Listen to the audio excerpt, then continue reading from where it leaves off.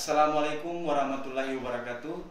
Kembali lagi bersama saya Fitrah di Malut Post Channel dalam program Bacarita. Langsung saja tanpa berlama-lama kita sapa Koale. Apa kabar Koale? Insyaallah sehat. Alhamdulillah. Saya mendengar kisah ya, sekilas kisah dari Koale. Sepak terjang Koale dulunya seperti apa dari tahun-tahun 80-an kalau tidak salah, terjun ke dunia hitam. Dalam hal ini yaitu penyalahgunaan peredaran gelap narkoba di Maluku Utara. Ingin saya tanyakan di sini, bisa Koale ceritakan asal mula bagaimana sampai bisa mengenal narkoba itu, awalnya bagaimana ceritanya, kira-kira kisah? Ya, Tahun-tahun berapa itu? Ya, terima kasih. Ya. Awal kenal narkoba saya, awalnya kita bergaul. Ya. Tahun-tahun berapa itu? Ya, tepatnya tahun 90-an. Tahun 90-an. Tahun 90-an. Ya. Itu awalnya dari obat ya. Iya, Obat. Terus jalan lagi ya sekitar 1992 ya, saya sudah mulai dengan ganja. Tahun 92. Sudah ya, dari 92 Ganja. ya. Itu cukup lama. Ganja. Kalau ganja ya kurang lebih 20-an tahunan. 20-an tahun. 20-an tahun. Iya.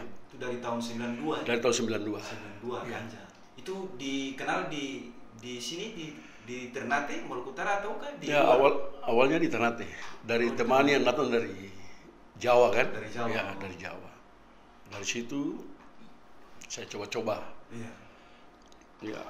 Ya begitulah mungkin rasa ingin tahu, terus rasa ingin Penasaran? ya penasaran lah. Iya. Terus ya sudah minta kerjasama. Kerjasama. Temannya minta kerjasama Nah, dengan Oh. saya yang minta kerjasama. Oh. Koale yang menawarkan diri untuk Iya, kerjasama dengan saya minta kerjasama. teman. Iya. Awalnya ya oke saja, Iya. cuman ya jalan waktu, terus dianya kasih kenal lagi sama temannya. Temannya. Iya. Nah, dari situ jalan. Jalan. mulai jalan dari tahun 92. Tahun 92. Iya, tahun 92. Tuh, temannya Koale ini apa? Bandar ya atau cuman pemakai? Dia bukan pemakai. Bukan pemakai. Oh, Bukan dia pemakai, bukan bandar juga bandar. dia. Oh, Iya. Tapi temannya. Teman dari yang awalnya itu Iya. kasih kenal sama saya. Hmm. Kasih kenal sama saya sudah, karena pikir saya dia kalau yang kedua ini temannya yang kedua Iya. orangnya bisnis juga. Bisnis. Ganja. Bisnis macam-macam. Oh, bisnis macam-macam. Termasuk Mungkin ya narkoba? ya tidak sih. Oh. Bukan narkoba, cuma mungkin tergiur. Oh, iya. Tergiur dengan pendapatan mungkin ya. Jadi ya sudah, kita mulai jalan. Itu kurang lebih 20-an tahun. 20-an tahun. Iya. 92 kenal. Dari 92. Jadi barangnya Koale dikirim dari Jakarta. Jakarta. Dari Jakarta. Itu tahun 92 ya? Tahun 92, iya. Dikirim dari Jakarta. Itu lewat apa kalau dikirim? Biasanya lewat kapal aja, kapal. Lewat kapal. Iya, lewat itu. kapal. Kapal pelni. Kapal pelni. Kapal pelni. Itu dalam ada DP untuk range waktu, misalnya dalam 1 bulan berapa barang yang masuk begitu atau? Awalnya 1 bulan 1 kali. 1 bulan 1 1 kali. bulan 1 kali. Itu kita Mungkin masih coba-coba iya, itu ya. masih coba-coba. Ya. Itu ada 2 kiloan. 2 kiloan. 2 kiloan. 1 bulan Awal, iya 1 bulan sekali. Jalan waktu karena mungkin ya itulah banyak pemakai. Iya, Banyak pemakai di Ternate. Di Ternate. Iya. Coba lagi, Iya. meningkat lagi kan? Iya. Dari 2 kilo dia naik 5 kilo. 5 kilo. Itu Iya. masih jalan per bulan. Itu per bulan. Per bulan. Iya. jalan terus sekitar tahun 2005 Pak. 2005 itu sudah meningkat. Meningkat dari 5 kilo per bulan, dia naik per bulan 10 kilo. Per bulan 10 kilo? 10 kilo. 10 kilo. Dalam satu bulan berapa kali itu? Dalam satu bulan dua kali. Dua kali? Maksudnya satu bulan 2 kali. Jadi 2 minggu sekali. 2 minggu sekali? Iya, 2 minggu sekali. Berarti satu kali 10 kilo ataukah bertahap? 5 kilo? Bertahap. Dalam satu bulan dalam 10 kilo. Tapi bertahap. 2 minggu sekali kirim. 5 kilo? Iya, 5 kilo. Setelah tiba di Ternate, barang langsung langsung diedar ataukah bagaimana? Kalau saya biasanya belum pokoknya waktu barang masuk saya belum ini. Istilah kasih tenang dulu kan? Kasih tenang dulu itu minimal 1 sampai 2 hari. Belum langsung belum langsung diedarkan. Sambil melihat mungkin situasi. Iya, situasi juga ya. Sambil melihat situasi. 2 hari sudah keadaan, mungkin saya juga yakin. Iya. Oh bisa. Ya sudah saya mulai jalan. Nah, sudah. Itu biasanya saya kirim. Iya. Dalam menjalankan bisnis ini di Ternate khususnya, kok sendiri ataukah memang ada cepu-cepu teman-teman, ada dibantu oleh teman-teman juga? Ada sih. Ada. Tapi kebanyakan mereka saya suruh antar di luar daerah. Oh, luar. Kalau di Ternate sendiri saya. Oh iya. Saya sendiri. Kau sendiri yang main sendiri. Berarti kalau keluar di luar daerah, luar dari Ternate itu di mana barangnya? Kalau di Maluku Utara hampir semua daerah. Hampir semua daerah. Kabupaten dan kota ya? Kabupaten kota. Kalau provinsi? Di luar provinsi? Iya, di luar provinsi Maluku Utara saya biasa Manado terus Sorong. Wow. Waktu itu kan Sorong belum ada. Iya. Pernah juga saya dari Jakarta langsung ke Sorong. Bawa barang. Dengan kapal? Dengan kapal. Dari sana naik kapal langsung ke Sorong. Karena ada teman juga di sana kan. Iya. Kalau di Manado waktu itu dikirim berapa banyak dari 10 kilo misalnya?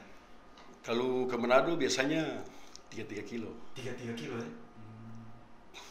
Ke Papua juga? Ke Papua ya kadang 2 kilo. 2 kilo? Iya. Sisanya itu di Maluku Utara? Sisanya di Maluku Utara. Karena memang pemakainya banyak juga di Maluku Utara pada waktu itu. Dari situ berjalan berapa tahun itu kira-kira? Apanya? Untuk peredaran yang kau jalankan bisnis ini? Ya itu kurang lebih 20 tahun. 20 tahun, sampai tahun berapa itu? Mentok kemarin 2016 masih sempat juga. 2016 sempat? Iya. Itu sudah terakhir sudah itu? Masih sempat, 2017 ya mentok. 2017 Iya, 2017 langsung istirahat total. Hijrah. Cuman ganja saja ataukah? Ya, sempat juga sabu-sabu. Iya. Itu tahun berapa itu? Kalau sabu-sabu tahun itu dia bersamaan.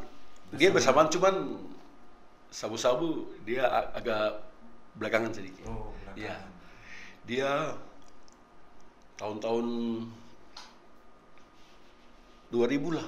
Tahun 2000. Tahun 2000. Sampai bersamaan dengan ganja ini. Mulai saya coba sabu saya kurang. Oh, kurang main ganja lagi. Oh, kurang main ganja. Kurang main ganja, lebih banyak sabu. Itu tahun berapa itu kira-kira? Ya, mulai dari 2000 sampai 2017. 2017 ya? 2017 awal kan? 2017. Nah, itu mulai istirahat. Kalau sabu dari luar juga dikirim dari? Kalau sabu biasanya dari Makassar. Dari Makassar. Kapal juga? Kadang lewat titipan. Oh, titipan. Oh, jasa pengiriman. Pengiriman. Dalam satu kali tiba itu berapa banyak itu? kira-kira? Itu biasa kalau Satu kali masuk. itu kalau Ini satu kali ini 1 ons. 1 ons. Itu kisaran berapa harga itu ya? Kok? Biasa. Itu biasanya ratusan lah. Ratusan Ada juta. sampai ratusan juta. Jadi sistemnya uang ditransfer dulu baru atau kan? Kalau kemarin saya tuh dia yang kirim sama saya dulu. Oh, Ya. dikirim. Tanpa modal ya, tanpa Iya, modal. Tanpa ya. modal. Barangnya laku baru Iya. disetor ulang. Iya. Sampai 2016. Ya itu iya cuma sempat waktu 2013 kan ada 2013 iya tangkap. iya ketangkap 2013 Itu di mana ketangkapnya di mana? di Ternate? rumah di Ternate sudah Di Ternate. ya, Oh, sabu tuh sabu. iya Barang bukti berapa banyak itu? barang bukti pada waktu itu 0,5 0,5. Itu yang sisanya itu sudah diedarkan itu ya. ya sisa sudah selesai tinggal ya sisa barang lah. Nah, 2013 yang tangkap Polres dari Polres Ternate 2013 Iya. dari tahun 92. Wow, itu memang sangat luar biasa juga ya, bisa dibilang luar biasa ya. Tapi diburu, maksudnya kalau ganja kemarin tidak pernah tidak pernah. Tidak. cuman pada waktu itu target juga saya Target masuk ya masuk saya dalam masuk target Target operasi. ya, target operasi TO ya, TO. ya Theo Itu tahun berapa pokoknya dari mulai dari mereka tahu kan dari mereka Iya. dari kepolisian tahu bahwa saya sudah mulai main ya sudah di Itu situ mulai mulai tahun berapa itu? nah 1995 1995. itu dia jalan terus Sudah jadi TO ya. iya jadi Theo Sampai pada akhirnya 2013 2013 ditangkap. iya Di vonis kemarin itu divonis setahun aja setahun aja. Jalani setahun. atau jalani 11 bulan 11 bulan. iya 2013. Terus gimana keadaan di dalam? Apakah setelah diciduk ada keinginan niat untuk waktu itu untuk kembali ke jalan yang benar ataukah masih dilema begitu antara ya kalau masih terjebak atau bicara itu ya kalau bicara niat sudah lama memang pas memang ingin juga mau berubah kan waktu 2013 itu ya pas ditangkap. ya ingin sih mau berubah di situ tanam niat cuman ya itulah 2017 baru dapat hidayah Iya, 2013. baru dapat hidayah Apa yang membuat abang sehingga bisa keluar dari dalam dunia narkoba? Apa yang ya Apa tidak lain kan cuma mau istilah diri lah memperbaiki diri Iya. Itu Bukan saja. karena faktor keluarga. bukan karena faktor yang tidak Bukan. dari diri sendiri ingin mau berubah Dari sendiri. dari Itu memang sudah aku tanamkan dia 2017 dan Kalau- alhamdulillah sampai sekarang. kalau niat sudah lama Sudah lama. makanya saya bilang udah lama tapi alhamdulillah 2017 kemarin baru Itu dapat udah, hidayah udah memang betul-betul dapat hidayah sampai sekarang. iya Alhamdulillah. alhamdulillah insyaallah Terus sepanjang dari puluhan tahun itu waktu kau menjalankan bisnis keluarga gimana? Ada yang tahu, keluarga tahu, maksudnya istri, anak sebagian besar tahu tahu ya. sebagian besar tahu cuman waktu itu karena menyangkut temperamen saya juga kan Iya, iya, jadi iya. kadang dia segan Iya. dari keluarga lingkungan juga ya sudah saya jalani Iya. Jadi dari keluarga juga meskipun ada keluar tapi itu tidak menyurutkan niat kau untuk masih tetap terjebak di dalam. pokoknya selama belum ada hidayah lah atau Iya, belum ada belum hidayah ada hidayah. tetap saya masih ya.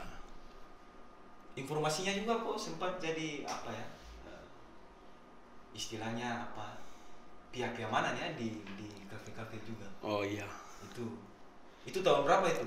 oh, kalau awal saya di dunia malam Dunia malam, di ya. di Kafe-kafe. kafe mulai 2004 2004. 2004. Berarti sebelum masuk ke kafe pihak kemarin itu sudah narkoba itu sudah jalan. Sudah jalan.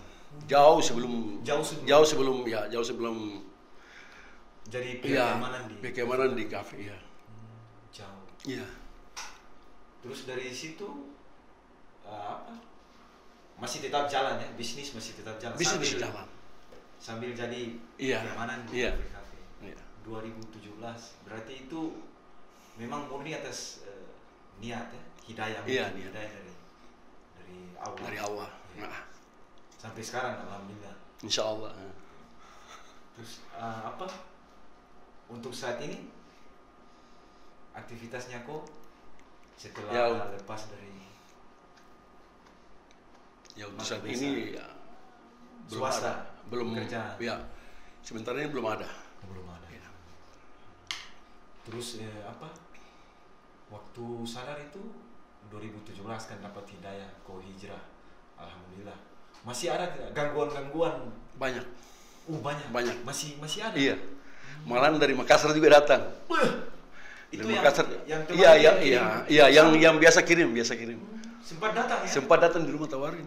Waktu saya keluar pas 2014 itu kan. 2014 ya. Ada yang datang bawa. Ada yang Bawa datang barang? bawa barang. Itu apa, ganja? Sabu. Sabu. Iya. 2014 itu. 2014. Ada. Bawa barang dengan maksud suruh kok Iya, main lagi. Main lagi. Itu masih Itu masih sempat. Masih sempat. Masih main lagi. Sampai mentok di tahun 2017. Kalau kau jual untuk ganja itu kan 10 kilo. Dijual itu biasanya per paket berapa ya, itu?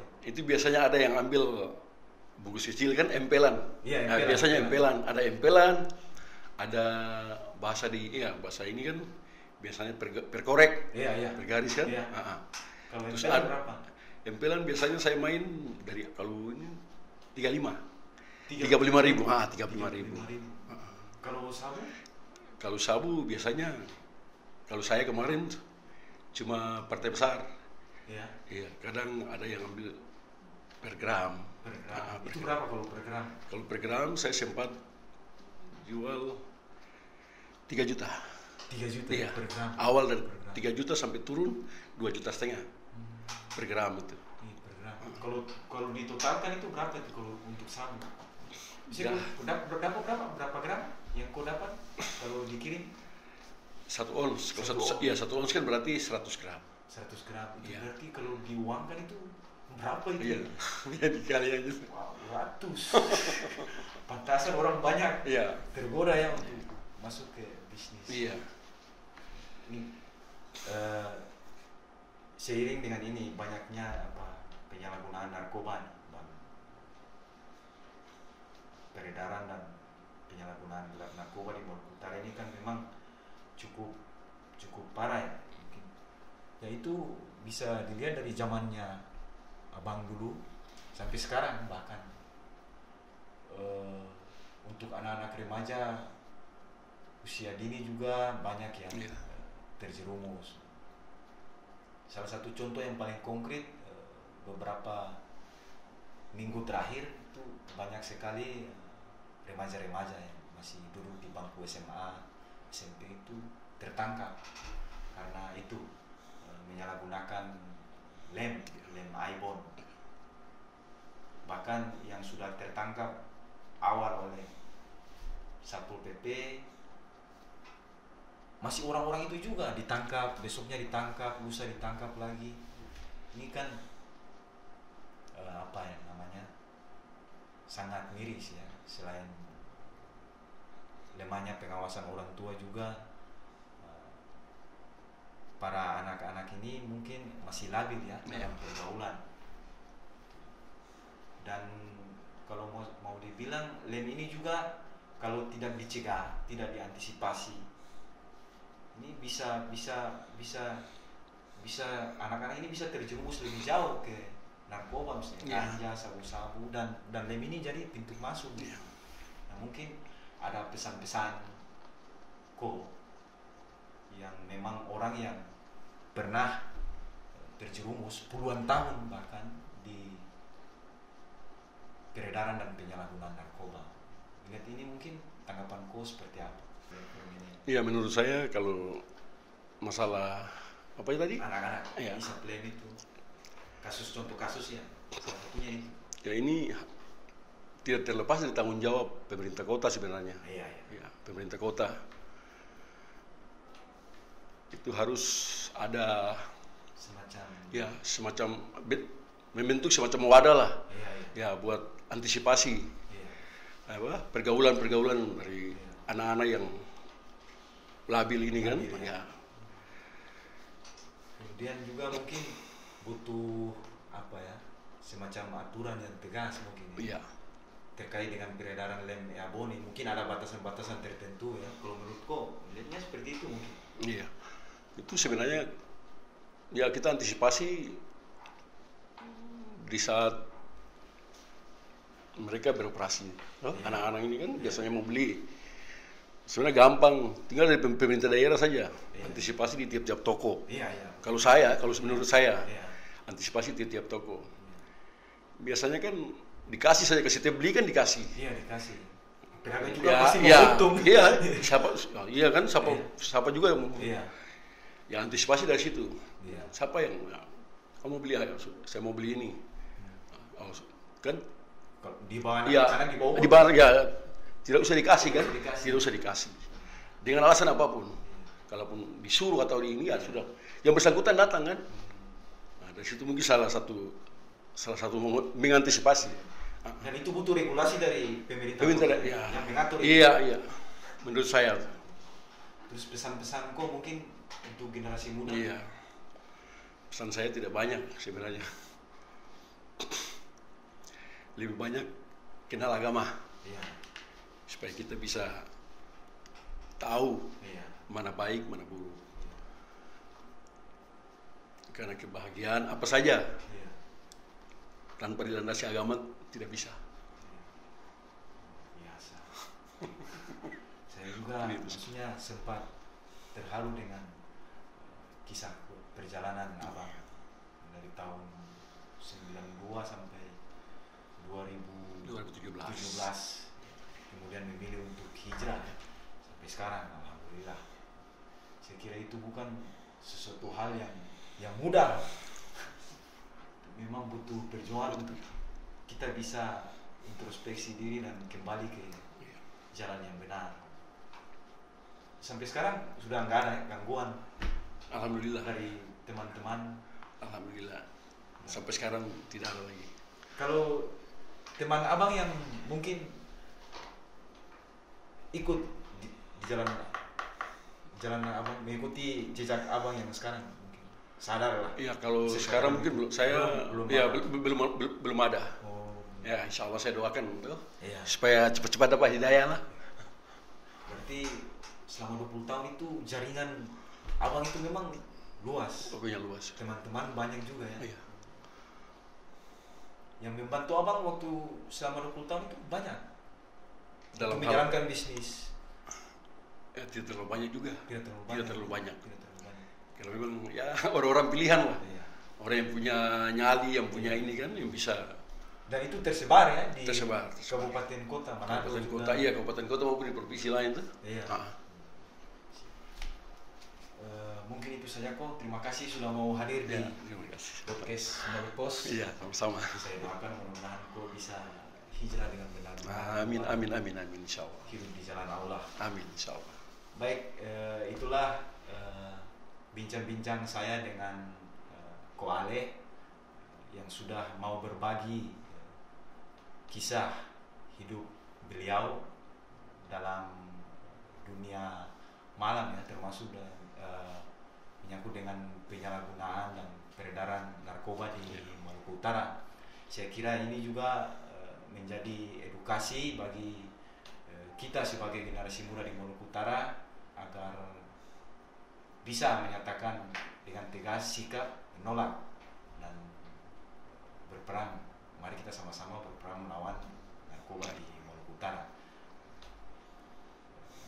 Mungkin itu saja. Wabillahi taufiq wal hidayah. Wassalamualaikum warahmatullahi wabarakatuh. wabarakatuh. Wah.